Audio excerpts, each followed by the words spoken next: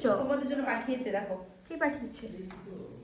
এত কিছু এত খুশি বলে বোঝাতে পারবো না আমি, সত্যি কথা। সেই কাকিমা ছোটবেলায় মনে আছে? কাকিমা কাকিমা সব জানতো ছোটবেলা থেকে।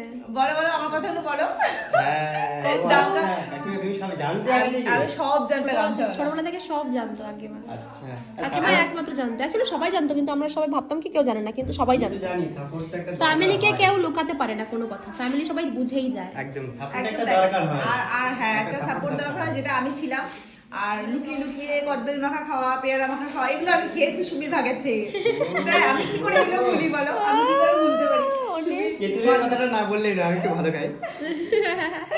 না সত্যি, ও পাঠাতো মাখা, খেতাম আমি আর ও। আগে কি সব কিছু রিভিল হয়ে গেল। এই ছোট্ট ছোটবেলা থেকে চিনি, ছোটবেলা থেকে জানি।